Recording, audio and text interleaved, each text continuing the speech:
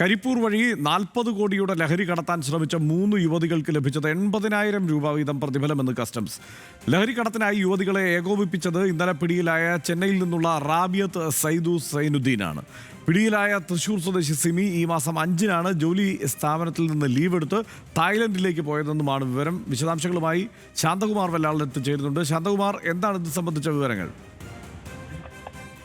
ഈ കഴിഞ്ഞ ദിവസമാണ് കോഴിക്കോട് എയർപോർട്ടിൽ നിന്നും 3 യുവതികളെ ഈ ലഹരി ഉൽപ്പന്നങ്ങളുമായി പിടികൂടുന്നത്. അതിൽ 34 കിലോ ഹൈബ്രിഡ് കഞ്ചാവ് ഉണ്ടായിരുന്നു. ഒപ്പം തന്നെ MDMA കലർത്തിയ ചോക്ലേറ്റ്, മിഠായി, അതുപോലെ തന്നെ ബിസ്ക്കറ്റ് എന്നിവയും പിടിച്ചെടുക്കുകയുണ്ടായിരുന്നു. വലിയ അളവിലുള്ള ലഹരി ഉൽപ്പന്നങ്ങളാണ് കഴിഞ്ഞ ദിവസം പിടികൂടിയത്. ഇത് 3 യുവതികളുമായിരുന്നു. 2 പേർ ചെന്നൈ സ്വദേശികളാണ്, തമിഴ്നാട് സ്വദേശികളാണ്. ഒരാൾ തൃശൂർ സ്വദേശിയുമാണ്. ഈ ചെന്നൈയിലുള്ള യുവതിയാണ് ഇവ ഏകോപിപ്പിച്ചിരുന്നത് എന്നാണ് പറയുന്നത്. 80,000 രൂപയാണ് ഇവർക്ക് ലഭിച്ചിരുന്നത്.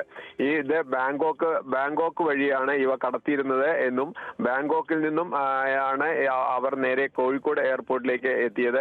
ഇത് ചെന്നൈ കേന്ദ്രീകരിച്ചിട്ടുള്ള ഒരു ലഹരി സംഘത്തിന് വേണ്ടിയാണ് ഇവ ചെയ്തിരുന്നത് എന്നാണ് കസ്റ്റംസിന് പ്രാഥമികമായി ലഭിച്ചിട്ടുള്ള വിവരം.